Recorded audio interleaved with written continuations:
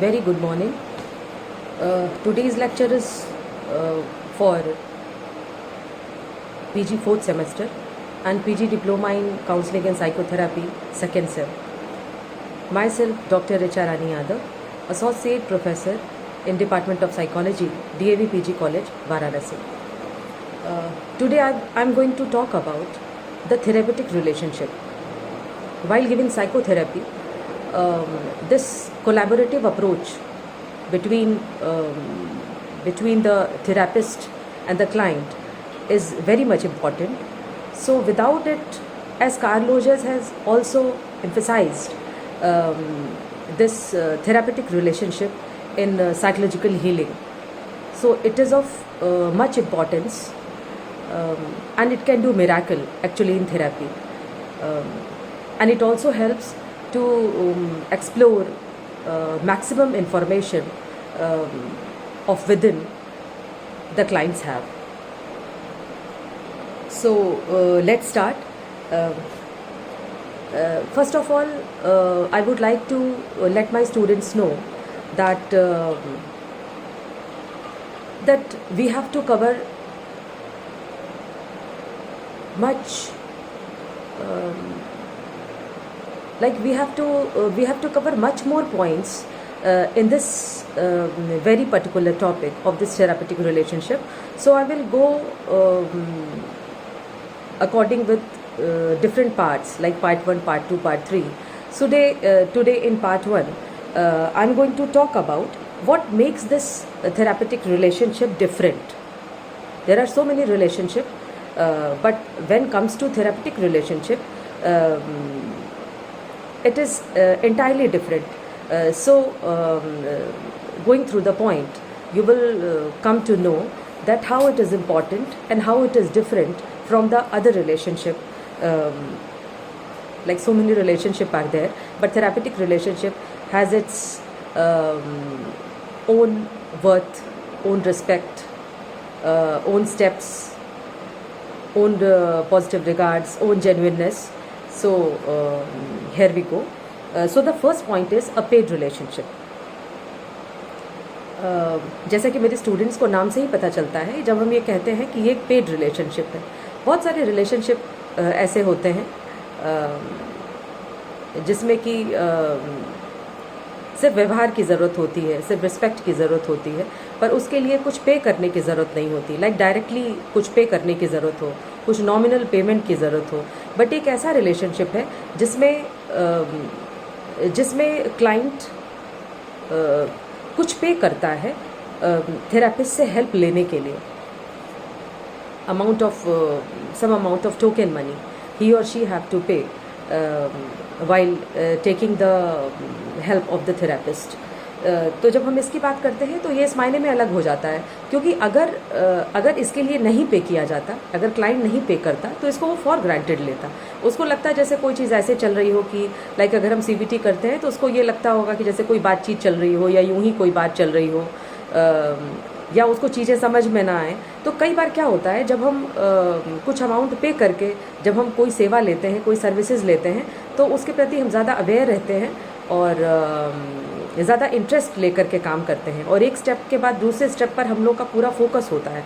तो क्लाइंट का ये फोकस, ये इंटरेस्ट बना रहे, क्योंकि यही हेल्प करता है कि वो किस तरह से खुद को एक्सप्लोर करेगा अपने थेरेपिस्ट के सामने, या वो एक फ्रेंडलीनेस महसूस करेगा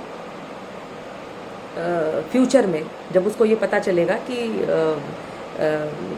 पेड रिलेशनशिप पैसा दिया है तो क्या हुआ, लेकिन बाकी जो एक पॉजिटिव रिगार्ड और एक जेन्युइननेस और एक जो कॉन्ग्रुएंस और बाकी चीज़ें हैं, वो बहुत बेहतर तरीके से देखने में आएंगी. And the second point is detached from other legal, family, friend और बिजनेस इन्वॉल्वमेंट. डिटैच्ड फ्रॉम, कह सकते हैं कि ये इस तरह से अलग है कि एक तरह का डिटैचमेंट दिखाई देता है. मीन्स कि सिर्फ और सिर्फ सबसे पहले सिर्फ और सिर्फ एक फोकस अपने क्लाइंट पर थेरेपिस्ट बनाता है. That is very important. तो क्लाइंट पर थेरेपिस्ट जो फोकस बनाता है उसके लिए ये इम्पॉर्टेंट हो जाता है कि वो फोकस वहीं तक रहे, क्योंकि ना ही ये कोई इसमें ना कोई लीगल, ना कोई फैमिली, ना कोई बिजनेस इन्वॉल्वमेंट नहीं होता. ये सिर्फ और सिर्फ प्योरली उस क्लाइंट की हेल्प करने के लिए होता है कि वो अपनी इमोशनल प्रॉब्लम से उभर जाए और अच्छा महसूस करने लगे।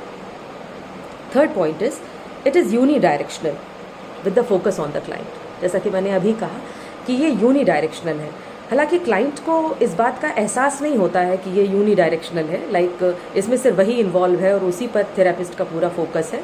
उसको ये कहा जाता है कि ये कोलैबोरेटिव अप्रोच है, पर अगर विशुद्ध रूप से देखें तो दिस इज़ यूनी डायरेक्शनल, क्योंकि क्लाइंट के बिहेवियर में चेंजेस किस तरह से हो रहे हैं, किस तरह से कराए जा रहे हैं, क्या उसके लिए फ्रूटफुल है, इन तमाम बातों पर जब फोकस करते समय इस बात का ध्यान देना बहुत ज़रूरी है कि क्लाइंट किस तरीके से एक्सप्लोर कर रहा है खुद को, अपने अंदर की जो उसकी अंदर की फीलिंग्स हैं उसको किस तरीके से वो एक्सप्लोर कर रहा है अपने थेरेपिस्ट के सामने। इसलिए पूरी तरह से अगर देखा जाए तो this is a unidirectional approach, है ना। कोलैबोरेटिव तो है, बट कोलैबोरेटिव होने में भी this is unidirectional. Fourth point is goal directed for the betterment of the client. एक गोल डायरेक्टेड अप्रोच है ये, लाइक एक गोल बना के चलता है कोई भी प्रैक्टिशनर, कोई भी थेरेपिस्ट एक गोल बना के चलता है, ऐसा गोल कि जिसमें वो मैक्सिमम हेल्प उस क्लाइंट की कर पाए और वो क्लाइंट मैक्सिमम हेल्प ले पाए। तो ये बहुत इम्पॉर्टेंट होता है कि अगर वो गोल डायरेक्टेड होगा तभी एक प्रॉपर फ्रेमवर्क के साथ, एक प्रॉपर आउटकम के साथ, और यूँ कह लें कि एक डिज़ायर्ड आउटकम के साथ, जैसा कि सोचा जा रहा था, कई बार उससे भी बेहतर आउटकम मिलते हैं। तो एक डिज़ायर्ड आउटकम के साथ जो रिजल्ट मिलते हैं वो गोल डायरेक्टेड अप्रोच के कारण ही मिलते हैं, क्योंकि ये दोनों एक ही नाव पर सवार होते हैं और दोनों का एक ही लक्ष्य होता है, लाइक एक गोल कॉन्सेंसस एटीट्यूड जो होता है वो दिखाई देता है। Fifth point is unbiased, non judgmental and non evaluative.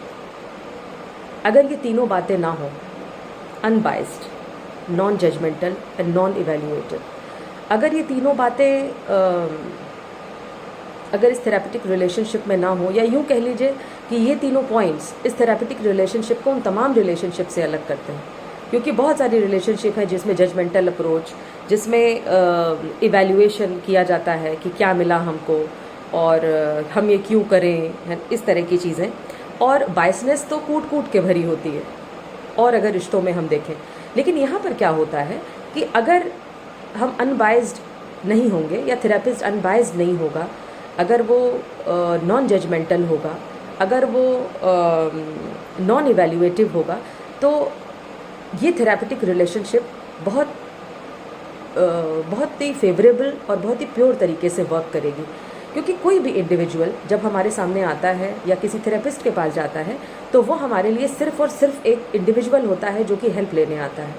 वो ना ही हमारे लिए कोई किसी कास्ट का होता है, ना किसी कम्युनिटी का होता है, ना किसी ग्रुप का होता है, ना ही हम उसको इसके बेस पर इवैल्यूएट कर सकते हैं कि अच्छा वो इस कास्ट से रिलेटेड है तो इसलिए वो इस तरह की एक्टिविटी करता हुआ पाया जाता है। लाइक अगर जनरल है तो ऐसा, ओबीसी है तो ऐसा, एससी है तो ऐसा, कि अच्छा तुम इस क्लास को बिलोंग करते हो इसलिए you are thinking like this और डूइंग लाइक दिस, या यू हैव डन दिस। तो ये वाला जो अप्रोच होता है वो इन सब सारी चीज़ों को लेकर के नहीं होता है, तो एक अनबाइज्ड अप्रोच है। वैसे तो at the time of counselling multicultural approach को ध्यान रखा जाता है, वो इसलिए कि किस कल्चर और किस संस्कार में कोई भी इंडिविजुअल डेवलप होता है, न चाहते हुए भी वो कुछ पर्टिकुलर तरीके के बिहेवियर करता है। जब हम उसको इंडिविजुअल समझ के उसके कल्चर को समझते हुए उसको हेल्प आउट करते हैं तो वो उसके लिए ज़्यादा फेवरेबल होता है और ज़्यादा ही बेहतर एडजस्टमेंट कराने वाला होता है, क्योंकि उसको रहना उसी कल्चर में है। तो ये बहुत ज़रूरी होता है कि वो मल्टी कल्चरल अप्रोच कोई भी प्रैक्टिशनर या कोई भी थेरेपिस्ट इसको अपनाता है। Then autonomy promoting versus dependency promoting. सबसे बड़ी बात यह है कि ऑटोनॉमी वर्सेस डिपेंडेंसी। अगर हम लोग डिपेंडेंसी की बात करें तो क्योंकि ये यूनी डायरेक्शनल है तो एक तरह से देखा जाए तो वो पूरी तरह से डिपेंडेंट है थेरेपिस्ट के ऊपर, उसकी एक एक बात के लिए कि उसके अकॉर्डिंग वो काम करेगा, उसी के अकॉर्डिंग वो अपने पूरे शेड्यूल ड्राफ्ट करेगा। उसी के अकॉर्डिंग एक्ट करेगा और एक आउटकम देखेगा और देन उसका फीडबैक देगा। लेकिन ये बात उसको बताई नहीं जाती कि वो पूरी तरह से डिपेंडेंट है, या तुम पूरी तरह से मेरे कब्ज़े में हो, पूरी तरह से मेरे ट्रैप में हो और तुमको वही करना है। क्योंकि the person who is the therapist वो बहुत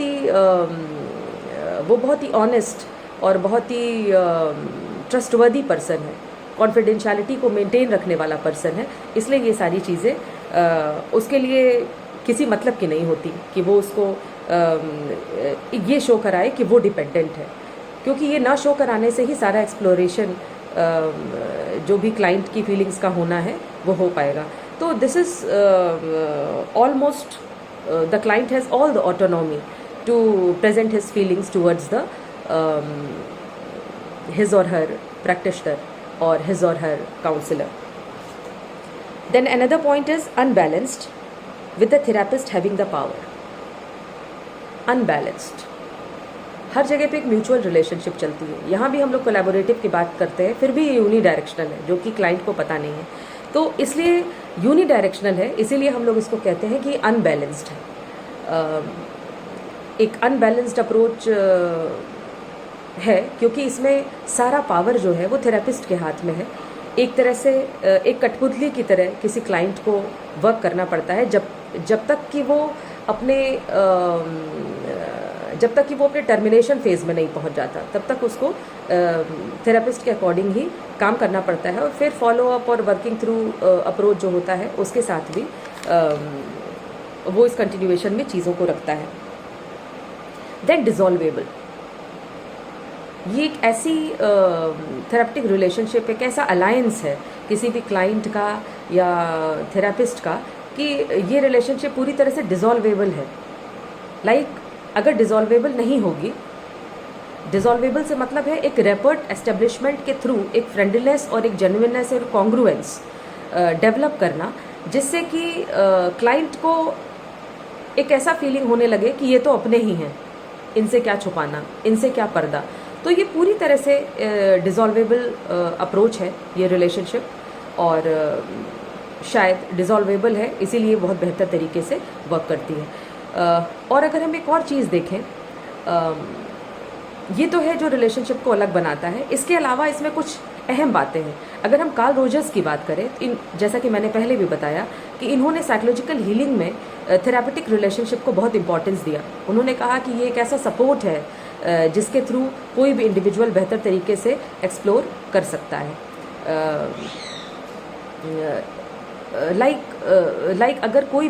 अगर हम इसको इस तरीके से देखें कि अगर कोई भी थेरेपिस्ट अपना गुड मूड और you can say positive mood और पॉजिटिव मूड वेरी इनोसेंटली ही और she is asking the question to his or her client, तो एक ये बात, और बहुत अच्छी तरह से अपने क्लाइंट की बातों को सुनना और बहुत फ्रीडम के साथ बात करना, बहुत फ्रेंडनेस अप्रोच का दिखाना, अगर ये सारी चीज़ों को वो डिस्प्ले करेगा जो थेरेपिस्ट होगा, तो बट नेचुरल है कि अगर हम दूसरे पार्ट को देखें, अगर हम क्लाइंट के पार्ट को देखें, तो हम ये देख पाएंगे कि किस तरीके से जो क्लाइंट है वो अपने इनर फीलिंग्स का एक्सप्लोरेशन बहुत पॉजिटिवली और बेहतर तरीके से अपने थेरेपिस्ट के सामने कर पाएगा।